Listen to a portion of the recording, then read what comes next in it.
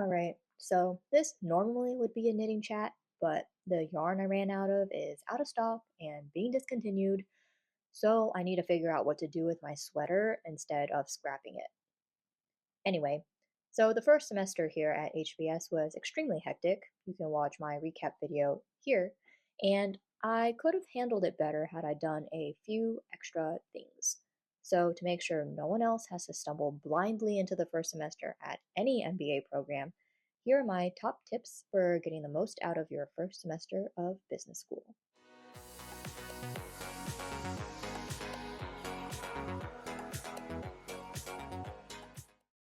Tip number one, just know it's gonna be tough, so gird your loins.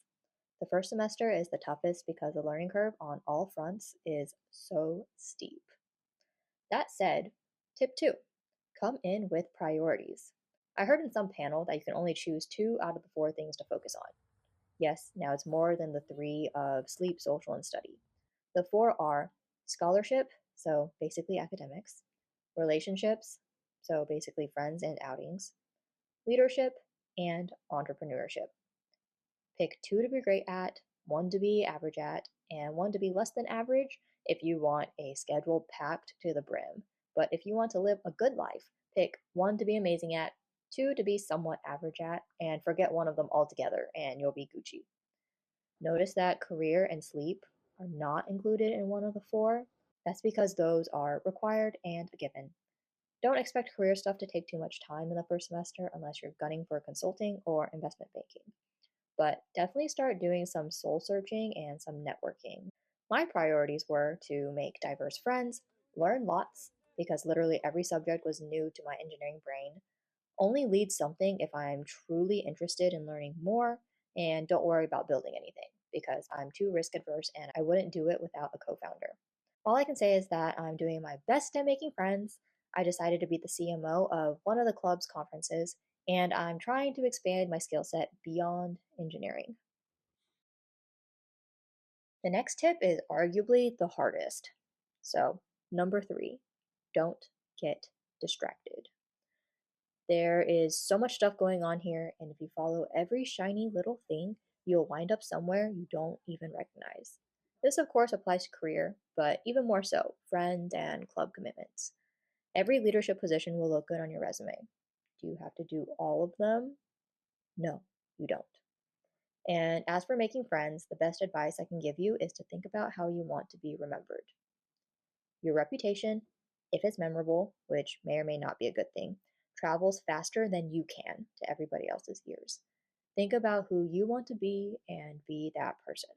For me, I wanted to be someone people could trust, someone reliable, somebody creative.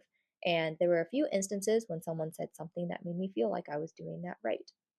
For instance, a group of us went hiking and a small group within the group got lost. They tried calling the hiking leader, but when he didn't pick up, they called me.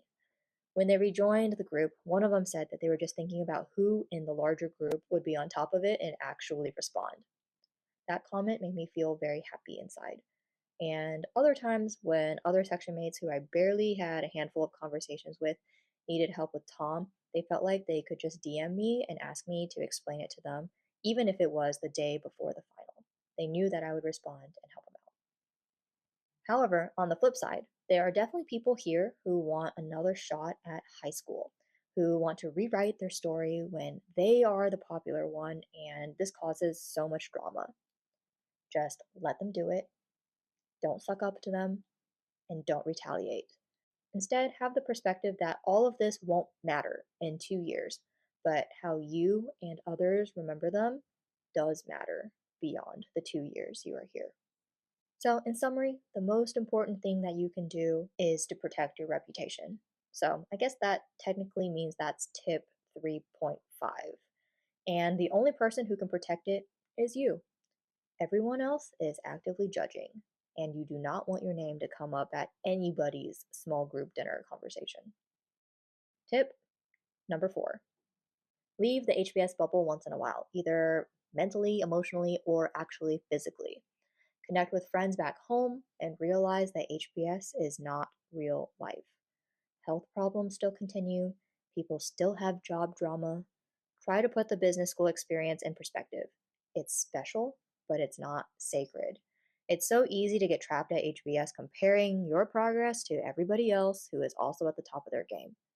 In a way, this manufactured environment is supposed to stress test us, but again, it's not real life.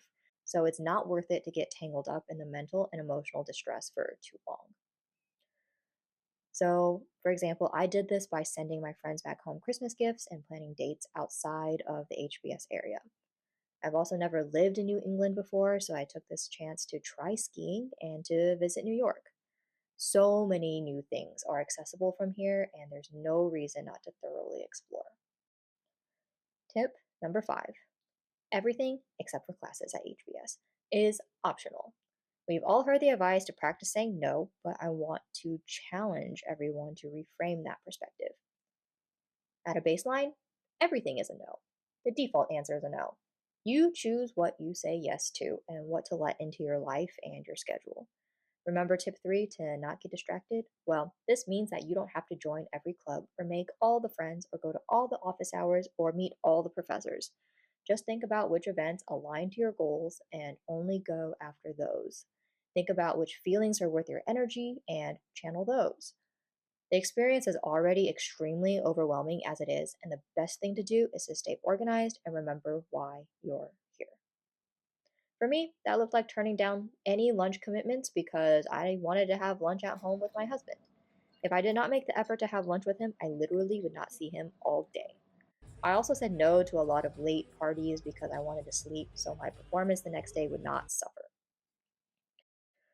One of the professors told us some research that most HBS alumni only have an average of 7 close friends from their time at HBS. 7 is a relatively small number, and the network extends beyond the year you graduated and geographies. This really took the pressure off going to a ton of socials and trying to be someone I'm not.